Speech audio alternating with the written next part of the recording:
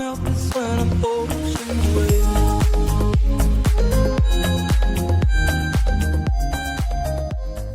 Today on Never Legends podcast, I have the great Matthew Hatfield from Virginia Preps here to give us his analysis of the round of 8 and then the upcoming Virginia high school football semifinals. Matthew, thanks for joining me again. Always a pleasure, Julian. Good to be chatting with you during this holiday time of year. Just got done with Thanksgiving, Christmas around the corner, and it'll be 2023 before we know it. Yeah, we got holidays, we got football, we got basketball, and we got World Cup. Right. And the USA potpourri of stuff, right? Yeah, USA is still alive. Well, the first thing I wanted to ask you is that, like in the NCAA tournament, you learn a lot about the relative strengths of the different parts of the country in basketball and then the state in football. Mm-hmm. Did we learn? I know a lot of the favorites have advanced. Did we learn anything about the relative strengths of the different areas of the state in the playoffs thus far? That's a great question. I think the areas that have done the best certainly appear to be three of the areas, maybe not so much regions, that we expected with Tidewater, Richmond, and Northern Virginia. You look who's left across the board, and Richmond's got a couple of teams that look like strong contenders for state championships with Highland Springs in Class 5, who's still unbeaten. Dinwiddie, who survived a whale of a game, 47-41 at overtime, the region championship in 4B with King George. They're unblemished as they get set to host Warwick. Highland Springs gets another match with recent familiar nemesis in Stonebridge. North Virginia's got some quality teams. Fairfax, who's unbeaten. Stonebridge has got the one loss to Freedom, who just set a record for points, which we all anticipated back in September as they were rolling.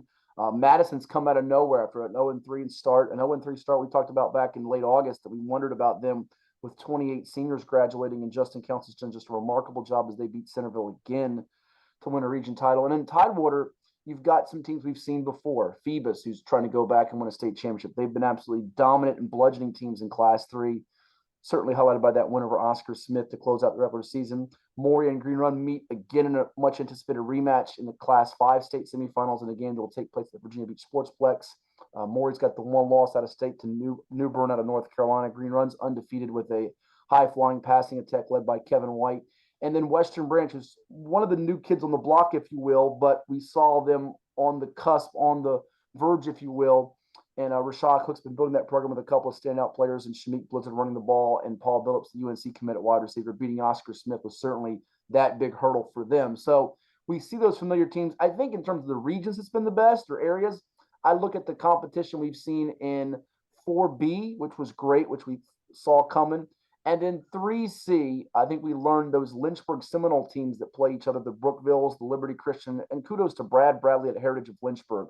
They got through, really hardened themselves with the schedule. They played Dinwiddie. They lost to LCA, avenged that loss. They're one that certainly impressed me. And in Class 2, 2B, Central Woodstock, who was able to avenge its loss that it had late in the regular season to Strasburg and Luray, beat both of them on their way to a region title. So we learned a little bit, and you can't count a team out that's been there before. I think that's the biggest thing I learned, Julian. Take Madison, for example, take Stonebridge, and then take Appomattox, who was once 1-3. They won the hard-fought games in Region 2C, beating Radford 38-33, Glenver 38-34, won both of those on the road. And they've got a stud player, a marquee difference maker in Jonathan Penix, who's going to Virginia Tech, plays both sides of the ball. So if you've got a player that's a marquee level player, especially the lower levels, the Class 1, the Class 2, the Class 3, and he plays both sides of the ball, it can lend itself to getting there. And coaching staffs that have been there before throw the records out the window because they know how to get their teams prepared and ready for this championship push. Yeah.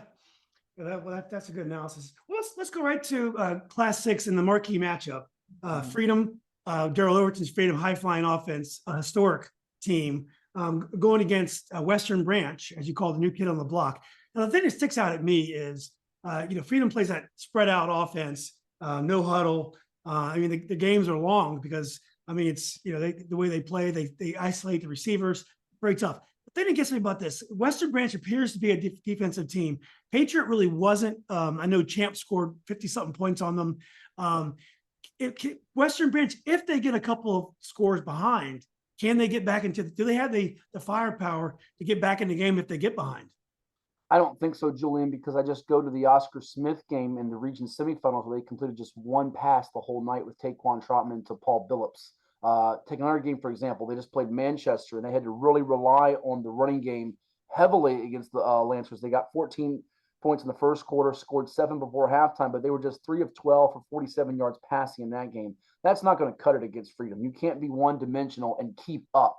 I don't even think it's a matter of can you stop Freedom's offense, because nobody's done that this year. I mean, the only team that's done it was Stonebridge, holding them to 36 points. That's their lowest count the whole year. They have scored 40 plus every other game. Their other lowest totals were 42 to Unity Reed, 41 to Potomac. I mean, this is a program that can score 70 plus in the playoffs, as we've seen.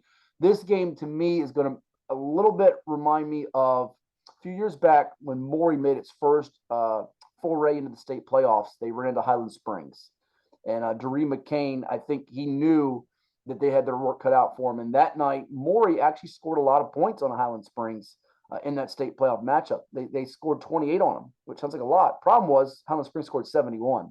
So if you tell me Western Branch scores 4 or 5 touchdowns in this game, I think they're very fully capable of doing it because Blizzard and Billups are that good. They got a young man in C.J. Frazier, who's a standout two-way player, wide receiver, defensive back going to Richmond. Their line is big, but how do you stop Freedom?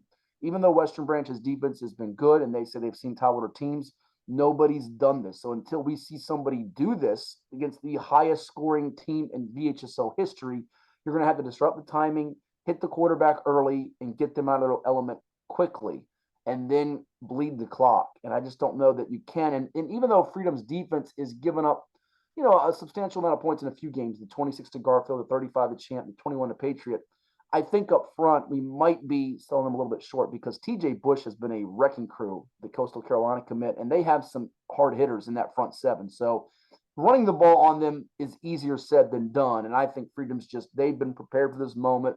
They've got the scoring record behind them now. So now they got one more mission to accomplish. That's the state championship to finish off an historic year. Yeah, and I think if they can run the ball on Freedom, maybe they can keep that offense off the field for a little bit. That might help them because every time I watch them online, they always have the ball. So, but do you on these Facebook groups, you hear a lot of talk from the 757 folks that Freedom is not playing the competition that they faced in the 757 with the Mauries and the all the teams that you referenced, Phoebus, Oscar Smith. Is it possible the competition level in Prince William is not as high? One thing that was disappointing to me is Freedom was only 5 in the Washington Post final poll. They gave number 1, they gave to St. John's, I think, with 4 losses. I think they're all nationally ranked teams, but I don't think, and Freedom, I think, beat DeMatha in a scrimmage, and DeMatha was number 2. I don't think they're getting the proper respect locally that they deserve. I don't think so either. And I would even go further and say statewide, Julian. They just set a record that was held by Hampton of 96 and Manchester of 2018, both which were historic teams that won state championships with great quarterbacks. Ronald Curry, who played in the NFL, Brendan Clark, who won on Notre Dame, is now a reserve at Old Dominion. And I don't think the entire Commonwealth is recognizing and respecting what they've done. It might be fair for those Facebook fans, particularly those in Tidewater, to believe that and think that and say that. My counter would be this. Stonebridge is pretty good, right? They've won back-to-back state championships, and they walloped them 36-13. So that's competition for you. And Stonebridge beat Moore in the last play last year to win the state championship. So you might look at the totality of their schedule and say they're not playing a whole bunch of people, but you can only play who's on the schedule. And Riverbend had a winning season, and they beat them by 74 points. They have not played a game closer than 21 all year.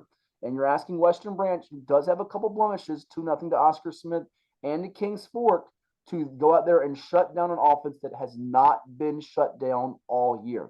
It can happen, but they have to have a lot of things go right. Some ifs, some conditionals early in that game, not just run the ball, like you said, to control the clock, but you got to tackle well in space. You got to hit those speedsters. You got to hit the receivers. You got to hit Elijah Reed. You got to hit the quarterback in Tristan Evans.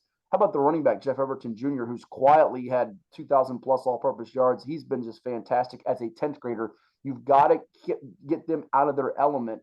And then on offense, you have to capitalize and finish off drives and convert third downs. And the thing that impressed me most when I saw them back live in September, Julian, was Stonebridge runs the ball on everybody, anybody and everybody, and they kept their running game in check to about 50 yards. So if you think we're going to go out there and run the ball with Shamik Blizzard, it's going to be a piece of cake because he just ran the ball 28 times for 238 and a touchdown against Manchester. You might have another thing coming. Yeah. Yeah, I agree. It's good. It's going to be fun to see. I love the contrast and strength. So it will be fun to see. Well, let's go to Fairfax County. We got an old school matchup, Fairfax and Madison. I know you talked about Tony Rojas early in the year. Everyone knows who he is by now, going to Penn State. I don't think anyone thought Fairfax was going to be this dominant, though. At least, I mean, I think we thought they were going to be good. And then you mentioned Madison. They've won the last, I guess, 7, 8 games. I saw them play Yorktown in the playoffs. I was impressed. They're very confident, very measured effort.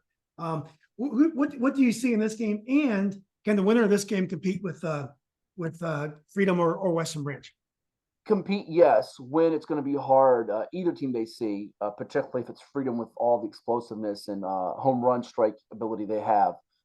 Madison, the thing that just it really grabs me, Julian, I watched a little bit of their game with Centerville amidst some streaming issues last weekend with a game that was glitching online. But and looking at some of the numbers that Justin Count sent to us as far as his offense and defense goes, they're still senior heavy despite all those graduation losses. So it's a program that's just really well run. It's those Concord teams. For years it was Westfield, and then it was Centerville, and now or I should say it was Centerville and Westfield together. Now it's Madison at the top, and they just run their system so well. They rally the ball collectively defensively. The way they contained Isaiah Ragland, who nobody seems to contain, the running back going to Villanova from Centerville, was impressive. And it's certainly something I think Freedom, going back to that game, is going to try to use as a blueprint to shut down Blizzard of Western Branch running the ball. But Kevin Chadwick Jr. has been a great defender for them. 5 interceptions, defensive player of the year. Their offensive line's got 3 seniors up front. They're a really well-knit group. And they have a couple of junior receivers in Sonny Endicott and Cord Yates who catch the ball well. Angelo Dredge, his older brother Alex, was the main ball carrier last year. He's been a solid bell caliber, 1,200 yards this year. And Mac Lewis runs the offense a little bit better than a game manager. He can make plays with his feet and extend plays. They have a good tight end, too, in Nolan Wilbricht. What I'm wondering about here for Fairfax is there's so much of a spotlight on Tony Rojas. Who's going to be that other guy to step up and make a play to win this for them? Now, they've come through a very challenging region with South County, who was no slouch, Lake Braddock in that region, some good teams in that Occoquan region 6C. And I think they can throw the ball a little bit better than people will give them credit for. When you look at what Jake Worthing's done this year, over 1,100 yards, 10 touchdowns. Big key in this is you can't turn the ball over if you're Fairfax. They have had some turnovers at times. We know Rojas is the difference maker with over 2,100 yards and 32 touchdowns, plus he plays defense. Fairfax has a bunch of different guys that can catch the ball in space. This figures to be a tight game to the finish. I do feel like the best player on the field is Rojas, and that might give Fairfax a slight edge, but it's hard to sleep on Madison and what they've done. And they just have an iron will and a belief in them that they can get it done. Close games, low scoring games. I think Fairfax wants to get the count above 21, whereas Madison wants to keep the total to below 20 or below. That might tell us how this game plays out. At the Madison Yorktown game, that was an old school matchup. 2 teams that were just running the ball. You know, the game went by so fast because Madison could pass the ball. They had some nice play action plays, but both teams really had a commitment to the run. And Madison completely shut down Yorktown's actually fearsome running game. Yeah, the storyline that might come out of this one, Julian, you mentioned what Madison did to the Yorktown offense, which has got some playmakers on offense running the ball and throwing the ball, could be the Fairfax defense, which has not gotten a lot of attention outside of Rojas as a group. Their ability to turn people over. They have a lot of opportunistic players on that defense.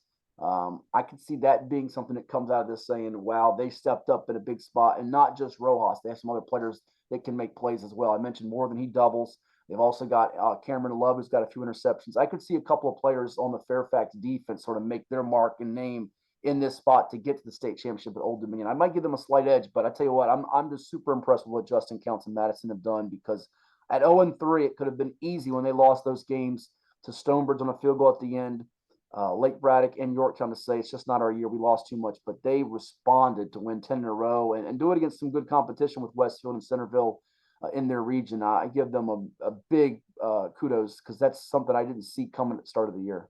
Yeah, well, there's no doubt. Well, let's go to Class 5. And we're not going down in terms of quality of teams. There's some great teams at 5. Let's go your way first. Another kind of old school matchup. A Green Run out of Virginia Beach and Morey from Norfolk. Yeah, I just watched the quarterback for Green Run, Julian, Kevin White, put on just an air display against Kempsville in the region championship in 5A. It was a game where first play of the game, he hits Tayshawn Young-Steve for a touchdown about 60 yards. Green Run is off and running. The ensuing kickoff was returned by Kempsville's Karan Boyd, who's a Duke commit, 80 yards. And you think you got yourselves a really good game, 8-7. And then from there, it was all Green Run as they just simply dominated Kempsville 50-8. They scored 43 unanswered points from there, and it was really Kevin White's arm in the first half. I mean, this is a young man at the quarterback spot who was just on point. He was 6 of 7 for 249 yards and 4 touchdowns in the first half. So he had more touchdowns than incomplete passes. And he also had 75 yards rushing and a touchdown. He's got the receivers with Young Steve, Tayshawn Young Steve, who I just mentioned, Keelan Brody Adams, Dyshawn Newby, and Jaden Anderson. It's kind of their fantastic four, if you will. Maury's been known for having a bunch of great receivers and a passing game under Doree McCain. It seems like he, year after year, will have a new quarterback that graduates, departs, and they just continue to stay at the top. And they have a program and a tradition there. They have maybe the best player on the field in Peyton Jones, though, the running back who's going to Duke. He ran for close to 200 yards in last year's 35-7 win. Green Run feels like it's their time. They think they're better. They may be better. To me, it's going to come down to which defense can step up and stop the other. These are two very lethal, explosive offenses. This could be a Buckley or seatbelt type of game where it is played in the 30s or dare we say the 40s. Whichever defense can make that initial stand, get a third down stop, come up with a takeaway, will give their offense a lot of cushion and some breathing room because this can be a back and forth type of affair, seesaw. I just go to what Maury's done historically, 5 straight region championships. They got to the state final. They lost to Stonebridge very close. I would love their chances even more if they did not have their stud linebacker, Nathaniel Booga Knox, out for this game. He got hurt before the season, and he was their top tackler. I think it would help them control the Green Run running game even more and make them more one-dimensional. But they've won every game since the loss to New Bern by 21, and I give them the ever so slightest of edges. I think they're a little bit aggravated by some of the fans and people out there that think Green Run's going to come in and stomp them when they sort of did that last year to Green Run on its field. And then the other thing you have to look at that could potentially be an underlying factor here, I don't know that it will be, but this game is not on Green Run's field. It's been moved to the Virginia Beach Sportsplex, so it's not on their home turf. And that playing surface might not be as, shall I say, fast, easy to cut and move for some of Green Run's big plays. So I think Doree McCain is as good as it gets in a state in terms of making adjustments in a game. I think he'll take what the defense gives him.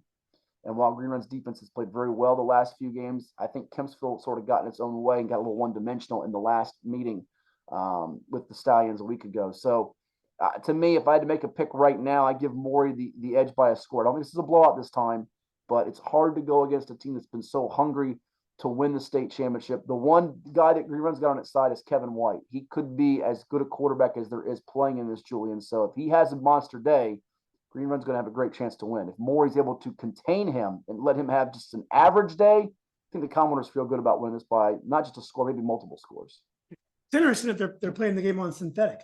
Incredible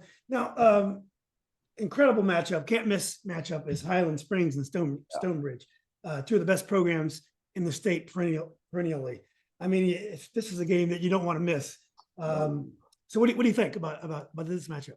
Well, I just raved about what a wonderful game that is with Green Run and Maury, and I'm kind of disappointed I'm not going to be calling it. I was asked to broadcast it, but I've got some ODU women's basketball responsibilities, and I've told people, I said, well, listen, I'll get a chance to call the next week on the NFHS Network, the championship game, if either one gets to it, to see the winner of Highland Springs Stonebridge. And I don't mean to disparage or anger any Green Run or Maury fans out there, but it just almost feels like this is the championship game, doesn't it? Because they've met in some classics, and that's not to disrespect Green Run and Maury, but just of what Highland Springs and Stonebridge have been. I felt like from day one, we were doing our preseason predictions that Stonebridge deserved to be one because of what they've done, but they've lost that one guy in Jacob Thomas, who was the stone cold killer from a year ago. Now, Mickey Thompson and company have done a wonderful job to, in a way, reinvent themselves, but progress as this year went along, because after that loss to Freedom, the thought was, this just might not be their year. And I watched them, Julian, their whole game in the Region 5V final against Mountain View, and they just dominated a good Mountain View team. Granted, Mountain View's running back who's going to Syracuse didn't play in Ike Daniels, but they have one of the nation's top linebacker edge players in Chris Jones, and they just completely did whatever they wanted offensively. They ran the ball, they run their spinner series. They've gotten a little bit better passing, moving Zeke Wimbush, the young man who caught the game-winning touchdown pass in the state final, to quarterback. And that's going to be the key to this game. Can Stonebridge get enough out of its passing game? However they manufacture that, because the Highland Springs defense has been just rock solid all year. You do not shut out LC Bird in the playoffs the way LC Bird is known for its running game. You think about running games in the state, two that come right to mind, Julian, as far as smash mouth football are Phoebus and LC Bird. They shut out LC Bird last week in the playoffs, 35-0. And Highland Springs has given up double-figure points only twice this year. Julius Chambers, game one, a 26-20 escape, beating a team they lost to last year. And Douglas Freeman in the playoffs and the regional semis, 33-10. Every other opponent has been held to single digits. Now, you hold Stonebridge to single digits, you're going to win. It just doesn't generally happen. This feels like Stonebridge has gotten better, but Highland Springs has just maintained this level of excellence all year long. And after losing to them by 2 a year ago, losing on a touchdown at the end by 3 in the spring season, third time's kind of the charm for the Springers here to get back in this back and forth classic series to win just ever so close. I like what Stonebridge has done defensively. Highland Springs has got a great quarterback in Christian Martin, and he can make plays with his feet. He's got a good cast of receivers. I just feel like whereas Stonebridge had that guy that made the play in Jacob Thomas a year ago, and of course they have Wimbush, but that was kind of a tandem last year. Highland Springs might have that in Martin to, on a 3rd and 6 scramble, he can make that play. And it's hard to go against that Highland Springs defense, which is just a notch or two above what Stonebridge's defense is. Even though Stonebridge's defense is creating a lot of takeaways. At home, in Richmond, give me the Springers ever so close in what might be the best state semifinal game we've got on the board. Well, Can't Miss TV will be the Highland Springs inspirational, the coach's inspirational talk before the game. He's really good. Lauren Johnson's as good as it gets in terms of motivation. And you've got 2 Hall of Fame coaches with him and Mickey Thompson. I mean, that's as good a coaching chess match as there is. Exactly. Well, let's go to the Division 4, Class 4. I think it's all 4 are top seeds.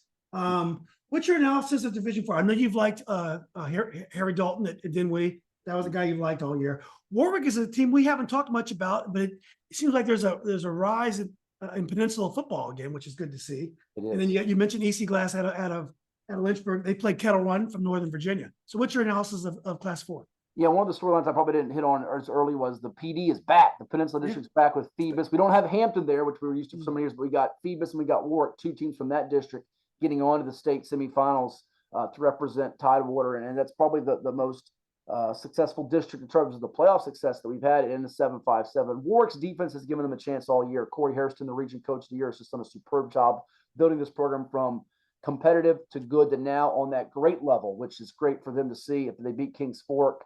They have a young man that's become a budding star this postseason and a breakout performer, Julian, and Messiah Delome, and not Daylight Coleman. You want to go home, as Chris Berman used to say with Jake Delome, but 200 plus yards rushing, 2 interceptions in the region championship. He's up to 8 INTs for the year, just got named region defensive player of the year. And if Warwick's going to pull this one off, which I don't give them a great chance to do, if they're going to pull it off, it's going to be because their defense bottles up Dinwiddie, gets stops on 3rd downs and comes up with a couple of takeaways and maybe makes them one-dimensional. They have the secondary components with Delome and Davion Corpenning via my commit back there to get it done. They've gotten sacks. They've gotten takeaways. If they can keep Harry Dalton contained to the pocket, they have a great chance to win. Dinwiddie, though, just has this belief that no deficit is too big for them. It seemed like every time that score, I was refreshing on Twitter from our reporter, Byron Jones, was there. Every time they got down against King George, they responded and answered with a score. And Dalton's the guy that directs that. The running back turned quarterback. I do think Dinwiddie's going to play better defensively than they did. I would worry a little bit about Warwick being somewhat one-dimensional. If they have enough in the passing arsenal, they're going to need big games from Eduardo Rios throwing the ball to Isaiah Wallace for them to be successful in this one. How about this, though? Here's the stat that just jumps up to me. Dinwiddie has not scored less than 40 points in any game all year. So you're asking Warwick, who's got a good defense, it's sort of like a little bit like Western Branch Freedom. You've done it all year, but now you're going up against a different machine who felt like it played its state championship level game, got a scare against King George, and they reacted well in a pressurized tight spot, which they hadn't been put in all year. So I give the nod to Dinwiddie. They're going to have the cannon being fired off, the horse around the track. That's always a great game day atmosphere, exciting environment to be in. They've been there before in the playoffs. It's sort of Warwick's first time, it's actually their first state semifinal trip since 1990. So it's sort of new for them. And Warwick has a lot of underclassmen that'll come back next year. I think they got about 16, 17 starters returning. So they're laying the foundation perhaps for another run at it next year. It would be a big surprise to a lot of people if Warwick pulled this off. I think they'll keep it close for about a half. I think Dinwiddie pulls away late 3rd, early 4th. Yeah. Well, Well, let's go to Kettle Run, EC Glass. I've heard a lot of good things about Kettle Run. I think they have a former coach from Battlefield or Patriot there now. Maybe he's a defensive coordinator at Kettle Run, I guess. Anyway, I've heard a lot of good things about Kettle Run. EC Glass, the Roanoke, the strength of the Roanoke Lynchburg area. They hit their Lynchburg. So what do you think about that matchup? It's interesting. Kettle Run's got the most productive receiver in the state this year in Jordan Tapscott, who just recently reopened his recruitment. He was committed to VMI, starting to get some Power 5 schools involved. Abram Chumley's been throwing the ball well to him. Colton Quaker running the ball. I love what Kettle Run's done offensively. Now they're taking on an EC Glass team that I've been hearing all year long how good their defensive front is. And I think now it's starting to show here. They pulled off a 35-21 win over Salem, who had scored 96 points its previous 2 playoff games. And then you keep Salem in check. Didn't entirely shut them down, but you bottle up Salem's running game enough that it makes you take notice of what they did. Kettle running this spot. They've got that one difference-making guy on the outside in Tapscott. I do think EC Glass's defense is going to gear itself to not let him beat them. And now can Kettle Run find another way to beat them? I look at what Glass has done here defensively as of late. They'll even use that ability to get the stop and then slow the game down. I think somewhat in the past they were more geared on being go, go, go up tempo. Now they can kind of play a couple different styles, and that might give them the nod here. They ran the ball 43 times for 219 yards last week against Salem. So they kind of did to Salem what Salem does to people. And they've got a very proficient quarterback in George White leading their attack. I like how they've kind of morphed into a new team that's taken that next step this year. Kettle Run's been a fantastic story, but I feel like Glass has played a little bit better competition throughout the year. So I can see them kind of pulling this game out something like a 35-24, 30-21. Give them the nod here, and just think they have more ways to beat you, whereas Kettle Run's best, and I don't know if it's the only way, but their main way to beat you is going to be Tapscott up top, hitting the home run ball early. And that might work for a couple scores to get an early lead. I do wonder if they can maintain it because they're coming off a really hard-fought thriller with Loudoun County 35-34. I'm not sure the Kettle Run defense is built to entirely stop Glass for the whole game. Let's go to Class 3. Obviously, Phoebus is a huge favorite in this class. They probably could compete with 5 and 6 as well. I know Brentsville's a local team, and I've heard a lot of good things about Brentsville. Not sure how tested they are, but Phoebus will be a huge challenge for them. It will be, and this is a game that we saw last year. Phoebus win handily. Jordan Bass at wide receiver has just been. I mentioned how productive Tapscott's been, and I want to go back and make sure I emphasize this. He's the most productive in terms of yardage and receptions to go with his touchdowns. So Bass might not have the total sheer volume of receptions and yardage, but the guy's got 25 touchdown catches this year. And he's going to Pittsburgh, and he had 5 total touchdowns, 4 receiving against Oscar Smith. And by the way, he's a two-way playmaker, heat-seeking missile on defenses. He just lays the lumber for folks. And I think Phoebus got, Julian, I want to make sure I got this right. I think it was 7 or 8 players named first-team all-region on defense. Wow. So it's not just Bass. And their first-team defense, I think, has given up maybe 1 score all year. So they've just been phenomenal, the level they've played at. So you've got not just Bass at the back end playing some linebacker, safety.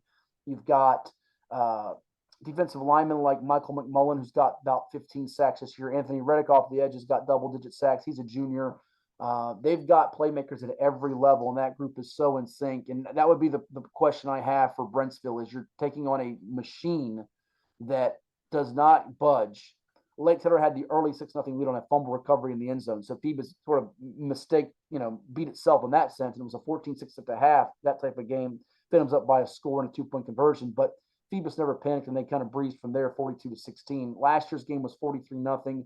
I think Brentsville's gotten better with experience. I like their ability to run the ball. Nico Orlando, Caleb Alexander, they've got some parts here, but man, this is just a different level that you're facing here. And I think Brentsville might have gotten better, Julian, but the problem is Phoebus definitely has gotten better. And I don't see that gap being closed from 43 points from a season ago. Phoebus's win over Oscar Smith was the most dominant performance I saw all year. And I watched Freedom's 3 games. It was 48-0 at halftime. They scored a touchdown in their first possession in the third quarter.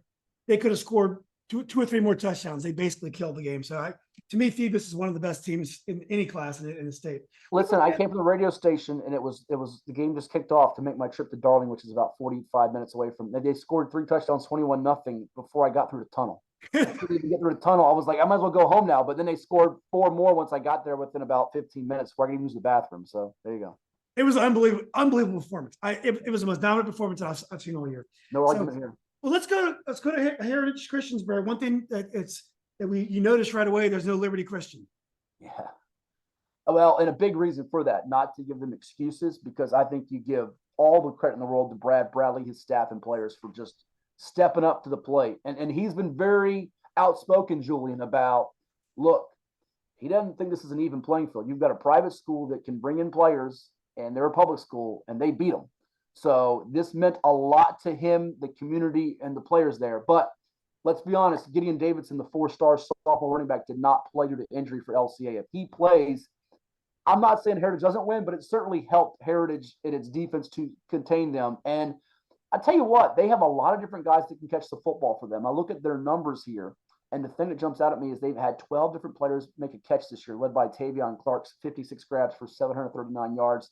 Their quarterback, Jaisir Hall Bateman, he's been very effective as a dual threat. He's got over 1,000 yards rushing. He's got 2,000 plus yards passing. He's got 34 touchdowns, 18 passing, 16 rushing. He's turned the ball over only 7 times this year. And they have a couple of backs in Rajon Booker and Zach Steele who flexed out as receivers. So they're very versatile on offense in what they do. And I think that's going to pose some problems for Christiansburg, which really pulled off the biggest surprise in a region championship, Julian, to me, in beating Lord Botetourt the way they did. They lost to them by a whisker last year. They win this game by double digits. Their junior quarterback, Tanner Evans, is a dual threat guy. He's been superb this year, 13 touchdown passes. He's run for 12 scores and over 1,400 yards. I don't know that they have as many options to go to running and catching the ball as Heritage does. And defensively, they've got a really, really terrific linebacker who was Defensive Player of the Year in the district, and Curtis Altizer, who's going to have to make some big plays. Tanner goes both ways as a quarterback. He's got 7 interceptions on defense. I think Christiansburg's a nice story, but Heritage is just a little bit better in terms of what they faced, in terms of their strength of schedule. Beating LCA, I think, puts their confidence on cloud 9, and we're probably headed for a Heritage Phoebus showdown, which would be a rematch of that state championship game back in 2018 that Heritage won 24-20 at Liberty University. I don't know that we'll see a repeat outcome, but I think Heritage has been one of the quietest stories all year because they've flown under the radar behind LCA and Brookville and EC Glass in that Seminole district. But you look at it when it's all said and done, and you go 4-1 against those teams that are all deep playoff teams, it's a pretty impressive job well done. Yeah, it is. Well, it's going to be exciting. I really respect Phoebus's coach. I'm losing his name right now. Jeremy Blunt. Yep. Yeah, I'd love to see him win another one. What a great dude. Let's go to Class 2, and we could just do the whole group on this one. I see Appomattox, another Lynchburg area team there. Who are you picking to win this bracket? It's another team, by the way, Heritage beat Appomattox. So make them 5-1 against, you want to call them, deep regional state level competition. So yeah. I think Heritage wins that by a couple of scores. As far as Appomattox goes, I look at their defense the last 2 weeks, and Doug Smith, he's such a nice story. He had to fight cancer a couple of years ago. He's gotten healthier. We're so glad about that. Him being on the sideline. He's got the guy that was his interim who's on his staff, and Stephen Costello still running the defense. But I don't know that they're as experienced on that side of the ball. And they gave up 33 to Radford, 34 to Glenver. They now take on a Graham team, the G-Men, who put up 56, 61, and 41 in the regionals, and a running back by the name of Tydrez Clements. 2 breakout names this postseason for folks. We mentioned Messiah Delome, sophomore for Warwick, junior running back Tydrez Clements of Graham, over 400 yards rushing and 7 touchdowns in the regional final against Ridgeview, who put up 35 points. And they thought that was enough to win the game. It normally is because Ridgeview had shut out its first 2 playoff opponents. Well, the problem is they had Clements and Graham beat you 56-35. Penix is very, very good for Appomattox. This could be a star showdown between Penix and Clements here, Graham and Appomattox, but I think the G-Men have just a little bit more, and I don't know that Appomattox's defense will have enough answers to stop them. And in the other game with Poquoson and Central Woodstock, I think Central Woodstock avenging those 2 losses they had to Luray and to Strasburg is going to give them a chance to win. Poquoson was very fortunate in a lot of respects. Elliott Duty's team has just been so tough and well-schooled to win those close games with Thomas Jefferson of Richmond 21-17 and King William 14-7. this is a lot like that matchup we talked about earlier with Madison and Fairfax, Julian. If the score gets above 21, that's a definite edge for Central Woodstock. Precoson's got to keep this thing to 20 or below. Yeah. Well, let's go to Class 1. These are mostly favorites, I believe. At least the first game, two of the teams you've been talking about all year, Essex and Riverheads. What do you think? What do you think about that bracket? Can anyone take the title away from Riverheads? Essex can. That's about it. That's the list. I mean, no disrespect as it comes off that way. I'm disrespecting. When you say it, you disrespect them. George Wythe and Grundy, who are 9-3, 8-4. By the way, the only rematch in the state semis of a regular season game, which Grundy won, and Wythe is going to try to avenge that loss after they beat Grayson County 48-28. But the Essex Riverheads game feels like it's the championship game. I mean, this is one. Essex has never beaten Riverheads, but they've won each of their playoff games by 40 plus. Riverheads has won its two playoff games by 27 and 29. I don't know that they're as suffocating defensively, but I will tell you, and speaking with Lunenburg coach Will Thomas recently, doing some write-ups for the Farmville Herald, he said, I think that's the thing that gets lost about Riverheads. We know about their bruising running game, and they do what they do well. They're fundamentally sound. They block. They're physical. But Riverheads' defense doesn't get enough credit. Well, this is where we're going to find out about Riverheads' defense, because you take on an Essex offense that is as explosive as it gets in Class 1. They got a wide receiver going to UVA in Cam Robinson, also doubles as a linebacker stud for them. Dorian Harris ran for 6 touchdowns in the regular season against King and Queen, and he is a marquee running back. So they have to stop not one big-time playmaker. They got to stop 2 on that Essex offense, and I don't know if they can do it. Riverheads has the one bona fide stud in Caden Cook Cash, Triple C, as they call him, running the ball. He's the returning state player of the year. He had the shoulder dinged up early in the year. He got healthy. Riverheads is going to do what it does and runs the ball. If Essex puts them in third and long situations where they have to throw the ball, even third down and manageable, third down and medium, and they have to pass and they have to take the run away, that's an advantage for Essex. I'm not sure either defense totally stops the other. This feels like a 28-26, 30-28, 35-28 type of game to the wire. And I'm going to go out on a limb this time and pick Essex to finally break the run of dominance of Riverheads, which is trying to make it 7 consecutive state titles. I just feel like it's their time. And to me, like we saw last year with King William, with Damon Claiborne, the running back who set records, is now at Wake Forest. When you have a dominant player, and Essex has 2 of them, and one of them plays both sides of the ball, that's a very big deal. And I think it's their time to finally slay the dragon and get to that next round. Yeah. Well, look, Matthew, as always, this is great. We got to get together after football's over, get together and we'll preview the basketball season. No one covers Virginia sports better than Matthew Hatfield and Virginia Preps. You can also find him at 94.1 ESPN radio. That's internet radio as well. But Matthew, thanks for doing this. Always enjoyed talking to you. Safe travels with the ODU women. I think you're doing some men's game as well. And I saw you with David Twardzik. That must be kind of cool working with him. But I appreciate all you do for the sports and also talking to me. Absolutely. Twardzik the best. We got to enjoy the game last Saturday for the ODU men. Monarchs beat East Carolina. Had some women's games. Got a trip to South Carolina coming up. So it's been a blast and a very hectic time of year. As you said, basketball, football, World Cup happening, and holiday shopping. I got to get some gift cards and any Christmas ideas. Pass them on to me to give my relatives, Julian, because I have no idea what to buy them. Exactly. Well, I don't want much for me. Just come on and do the basketball preview. That's gift enough for me. You got it. It's a deal. Okay. All right, Matthew. Well, look, thanks again, man. Have a good day and safe travels again. You too. Be well. Thank you, Julian. Okay, bye.